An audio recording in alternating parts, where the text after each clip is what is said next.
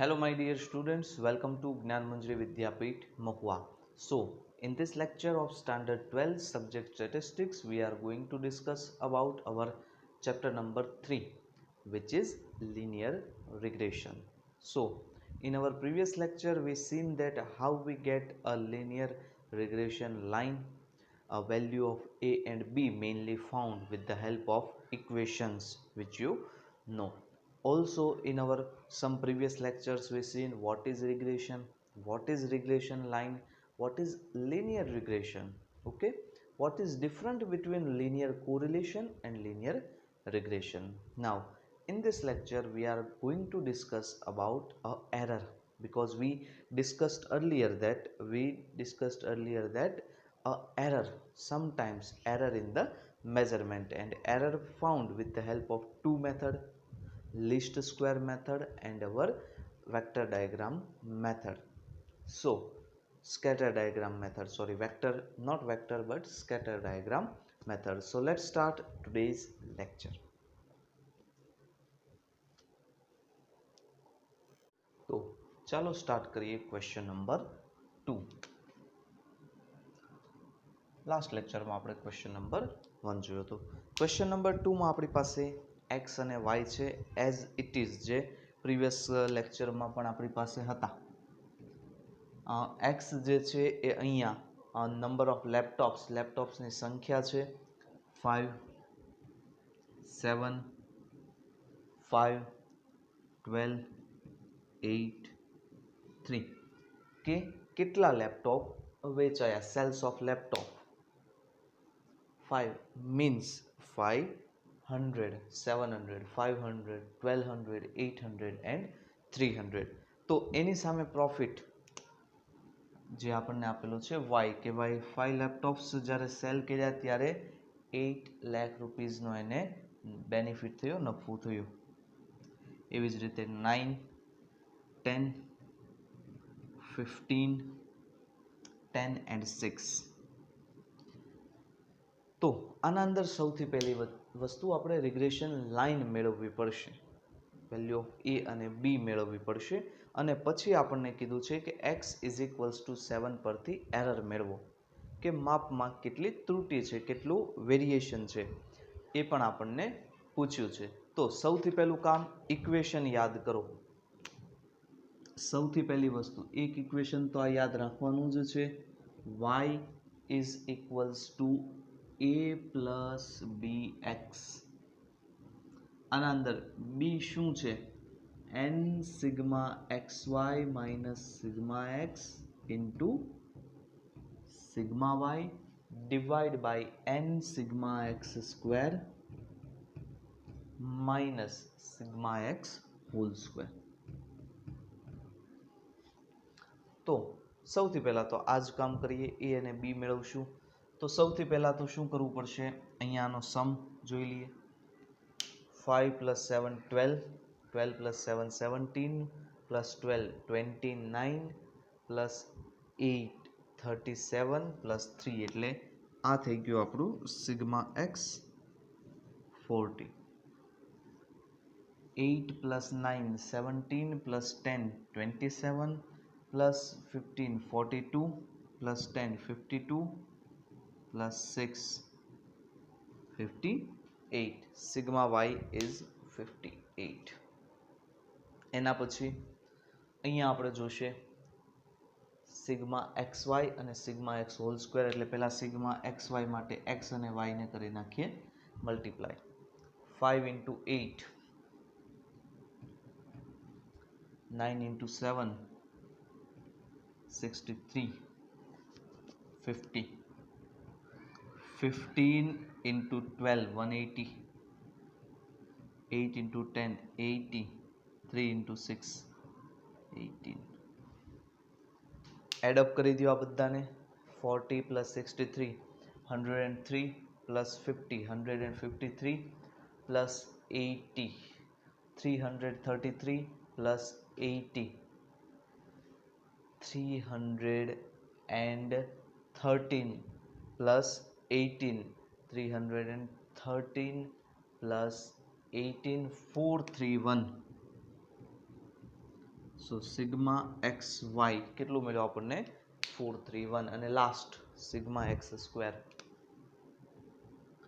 Square કરી નાખો 5 square 25 7 square 49 5 square 25 12 square 144 8 square 64 3 square 9 કરી નાખો એડઅપ 25 plus 49 74 plus 25 99 99 plus 144 243 243 plus 9 252 252 plus 6 316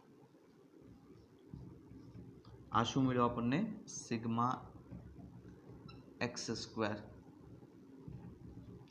316 તો બધી જ વેલ્યુ મળી ગઈ આના પરથી બી મળી જાય આપણને સામે ઇક્વેશનમાં વેલ્યુ મૂકતા જઈએ એટલે B is equals to N કેટલા છે 1 2 3 4 5 6 6 ઇન્ટુ સિગ્મા એક્સ વાય કેટલા છે 431 minus sigma x into sigma y 40 into 58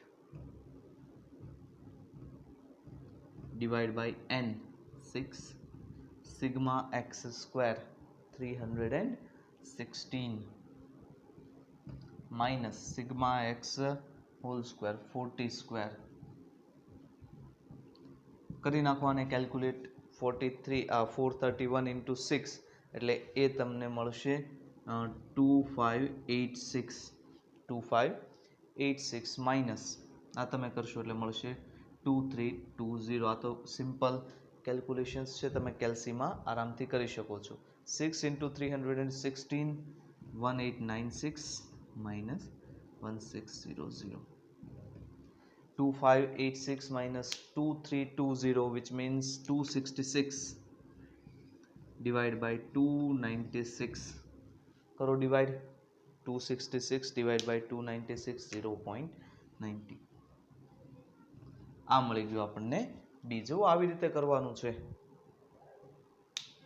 હવે આ વેલ્યુઝની આપણે આમ તો કાંઈ જરૂર છે નહીં ખાલી આ બંનેની જરૂર પડશે સિગ્મા એક્સ થઈ જશે 40 ઓકે આપણે એક્સ બાર જ મેળવી લઈએ sigma X divide by N 40 divided by 1 2 3 4 5 6 કેટલા થાય 40 divided by 6 6 point something જે છે એ આપણને આન્સર મળશે 6.67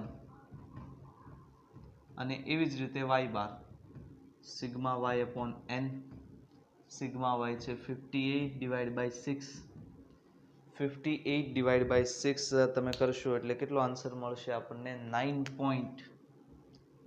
9.67 બરોબર છે આ બંને વસ્તુઓ આપણને મળી ગઈ હવે આપણે આનું કંઈ કામ છે નહીં એટલે આને હવે જવા દઈએ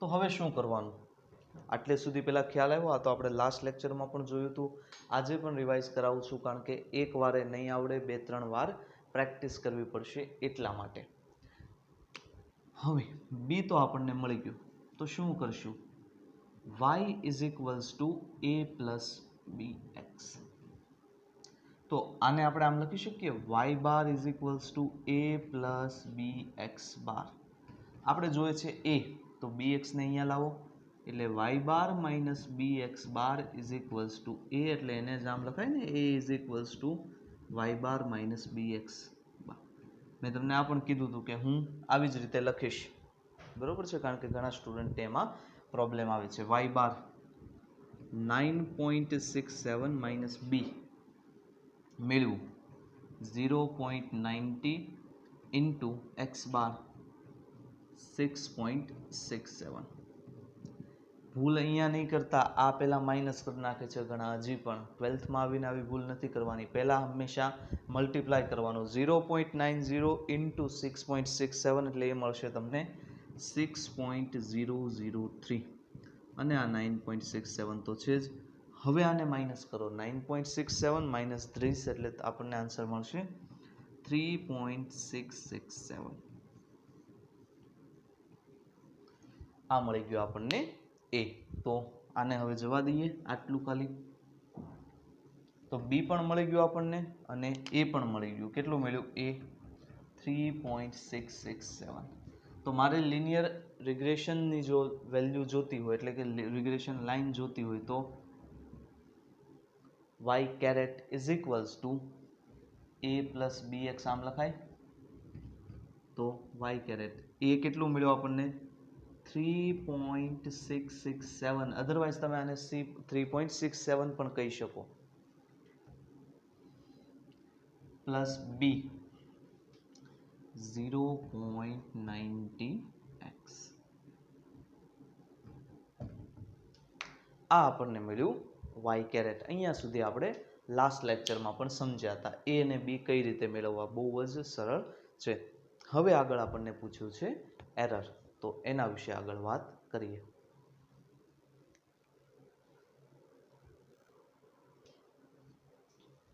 ચાલો, હવે કદાચ એ સાઈડનો પોર્શન પહેલાં નહોતો દેખાતો, પણ હવે એ ક્લિયર હશે. ફરી પાછું એકવાર રિપીટ કરી દઉં છું.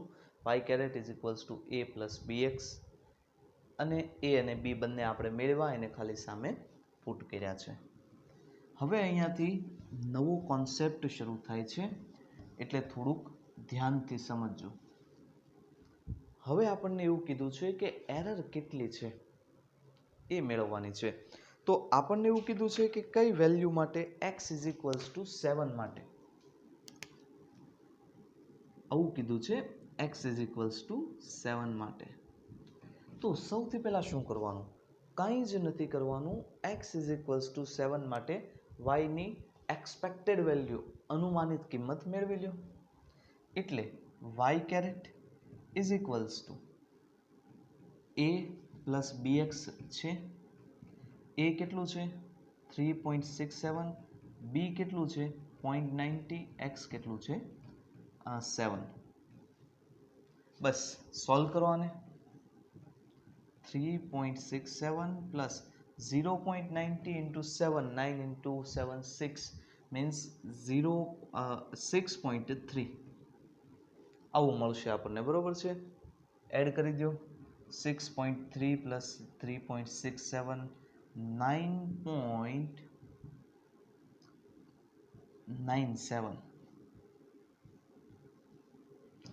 આ મળી આપણને વેલ્યુ. તો આપણને 7 માટે વેલ્યુ કેટલી મળી?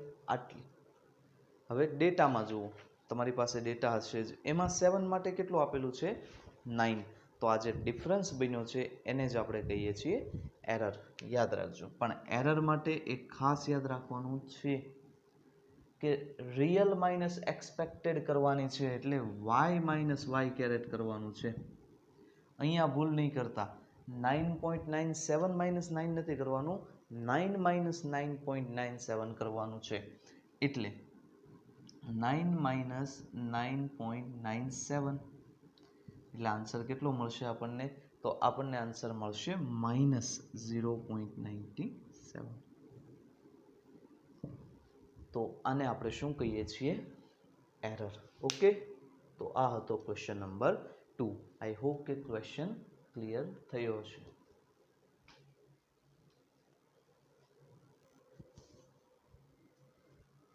ચાલો, તો ક્વેશ્ચન નંબર 2 જોયા પછી ક્વેશ્ચન નંબર 3.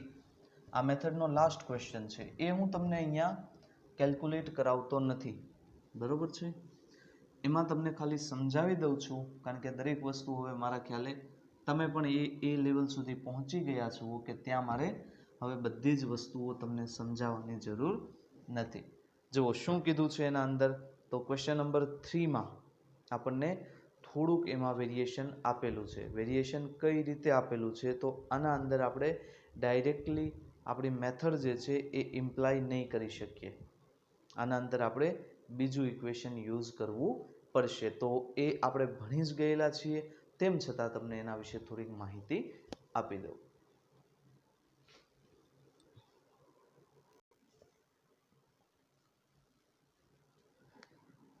તો આના અંદર તો સૌથી મેઇન વસ્તુ એ જ છે કે પહેલો પ્રશ્ન જ આપણને એ થાય કે સર આના અંદર કેમ આપણી જૂની મેથડ નહીં યુઝ થાય? તો સિમ્પલ એનું રીઝન છે કે એક્સ અને વાયની વેલ્યુ ઘણી વધારે છે. એટલે થાય કેવું કે વેલ્યુ વધારે છે એટલે તમે એક્સ સ્ક્વેર એક્સ વાય એ મેથડથી પણ આન્સર આવશે જ. આપણે જ્યારે સેકન્ડ ચેપ્ટરમાં આ મેથડ ભણ્યા હતા. કઈ મેથડ? તો અહીંયા બી ઇઝ ઇક્વલ્સ ટુ થઈ જશે sigma x minus x bar into y minus y bar. આ તમને ખ્યાલ જ હશે, divide by sigma x minus x bar whole square.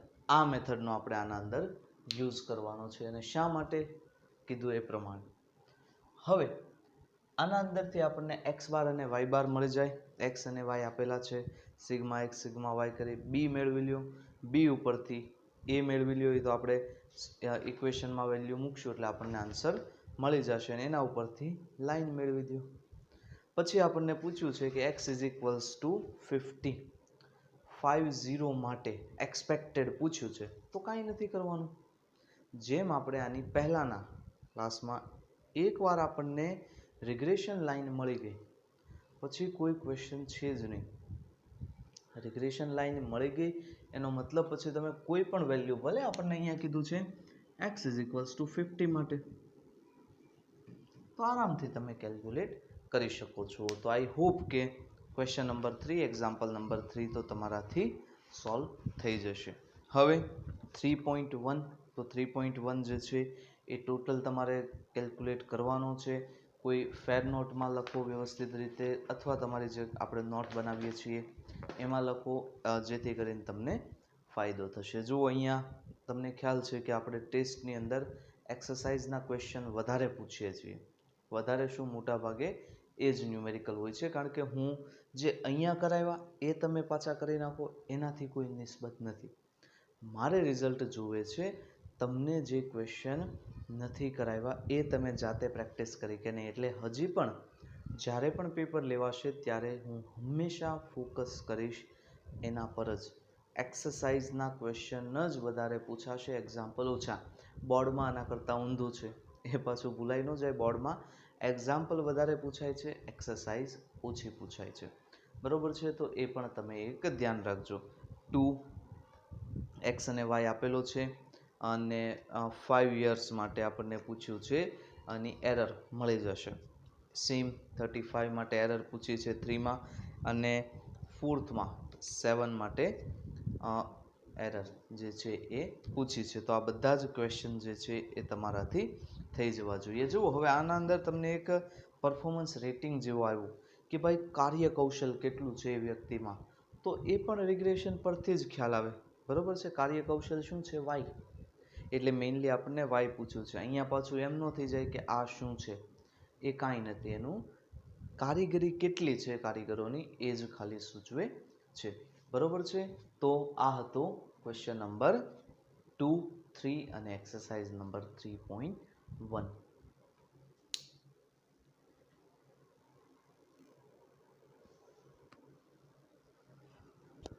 તો આ હતો આજનો આપણો લેક્ચર, જે આપણું ચેપ્ટર નંબર 3 જે છે એના વિશે.